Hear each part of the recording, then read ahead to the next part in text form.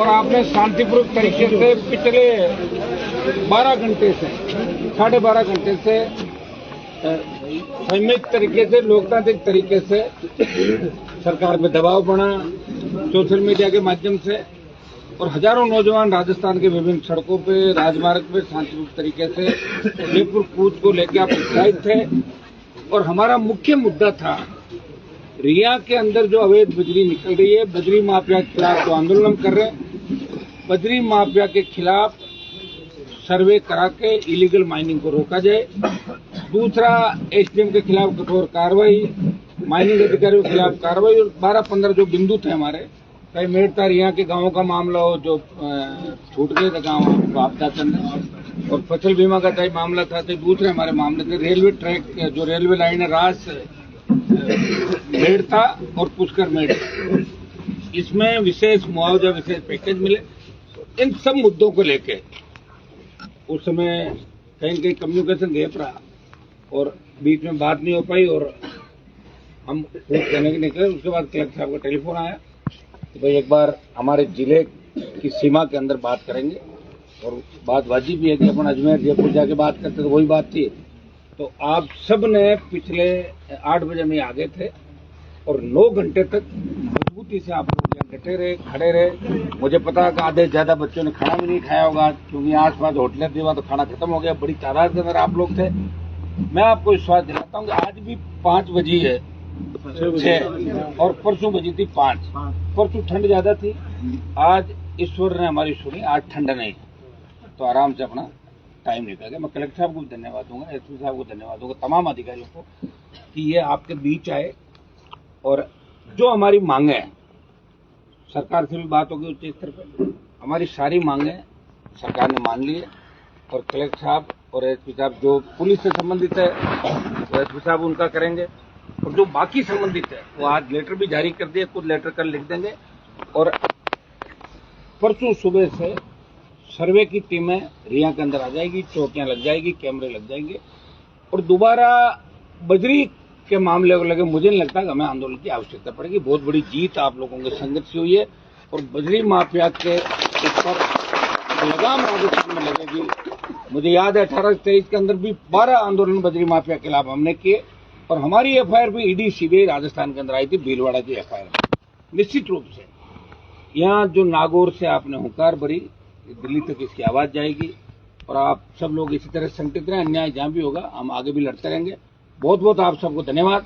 अब एक बार दिलीप जी आपको कुछ डिमांड बता रहे, कलेक्टर साहब बता रहे, जो मांगे थी वो तो बता दी हमने आपको, सेम ही आप थोड़ा सा बता दें।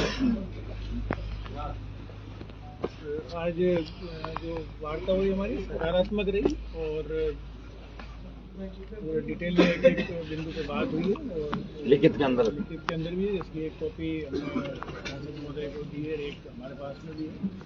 नियमानुसार हमने करने के लिए और वो अवगत कराया है।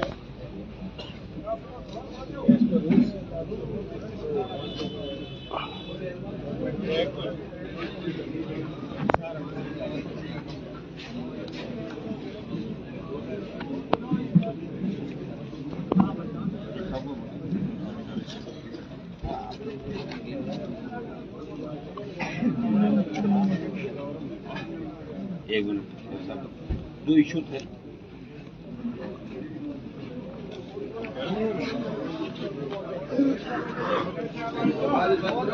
क्या बात? अरे तो माइक कोनी तो यही अब 5 बजे इतने सुने जी। भाई साहब जितनी आवाज है को नहीं सुनो, मैंने बोल दिया ना। जो मुद्दे थे, एसडीएम के खिलाफ कार्रवाई, एएमई के खिलाफ कार्रवाई, माइंस माफिया के खिलाफ कार्रवाई, मुआवजे, रेलवे लाइन के मुआवजे, तमाम जो हमारे थे कलेक्टर साहब की तरफ जो अपन चाहते थे, स्टेट गवर्नमेंट की तरफ जाते थे, आगामी 2-3 दिन के अंदर सारे रिजल्ट 100% आपके सामने हो जाएंगे। देखो आज का दिन तो गया था लेटर वेटर लिखने में, आज पूरा दिन निकल जाएगा, ठीक है ना। तो आपकी मैं मान लूं कि 90% जीत होगी, 100% ये मांग 90% लिखित में हमने ले लिया सारा। 100% जब हो जाएगी, जब 100% हो जाएगी। आज 90 हो गई है, ठीक है ना। उदास क्यों, अब क्या हो गया बताओ।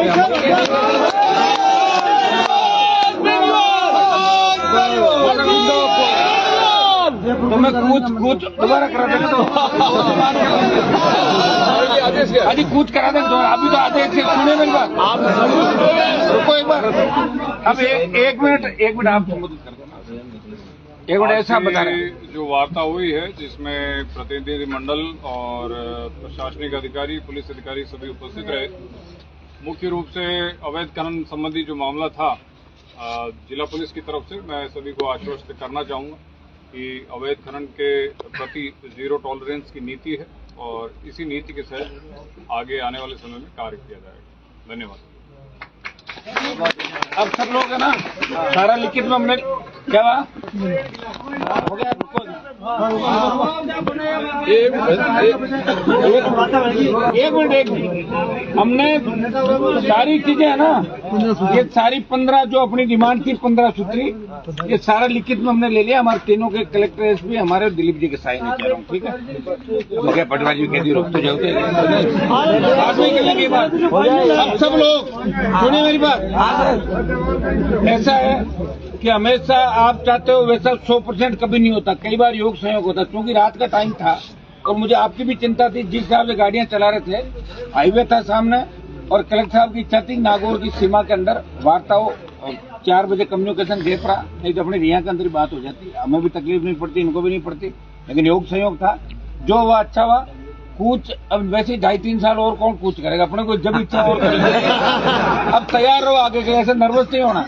ये सारे काम आपके जो आंदोलन बजरी का था, जो यहाँ भ्रष्टाचार बदमाशी हो रही थी, वो पूरे काम आज से शुरू हो गए और कल परसों शाम तक सारे काम जैसा आप चाहोगे, जैसा अपन चाह रहे हो, सारे काम आपके हो गए, लिखा लिया। और रुकिए, अब धीरे धीरे गाड़ी चलाते हुए, समझ गए ना? क्योंकि आज भी एक गाड़ी अपनी यहाँ टोल पे कोई डंपर वाला ले गया था, ईश्वरी कृपा कोई नहीं, परसों भी आते हुए। तो तेजाजी महाराज की कृपा तो है ही, लेकिन थोड़ा अपने को भी ध्यान रखना पड़ेगा। तो धीरे धीरे घर जाना है और तैयार रहना, कभी भी कूच या 12 घंटे 24 घंटे पहले जैसे भी अल्टीमेटम दे। अब आपको मैं धन्यवाद इस बात का दूंगा कि रिया के अंदर 36 घंटे में आपने 2 बार बड़ी रैली करी इस ठंड के अंदर खुद के साधनों से। मेरे हिसाब से कोई भी नेता नहीं कर पाता या एक दिन गए, 2 दिन गए, तीसरे दिन उठते कुत्ते लोग।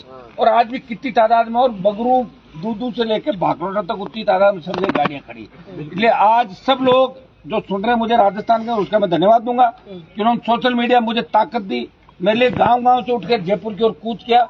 उन सबको मैं हाथ जोड़ के कहना चाहता हूँ, एक बार अपने घनत्व पे गांव लौटे, अपने घर लौटे और दोबारा हम फिर मुलाकात करेंगे। आगामी आंदोलन जब भी अपना होगा, सरकार में जहां भी अन्याय होगा वहां अपन चलेंगे और जवान किसान के हितों पे कभी भी कुठाराघात नहीं होने देंगे। सब लोग आराम से पधारें, जयकारे लगा दें। तेजाजी महाराज की जय, रामसा पीर की जय, बजरंग बली की जय। अब सारे लोग जाएंगे।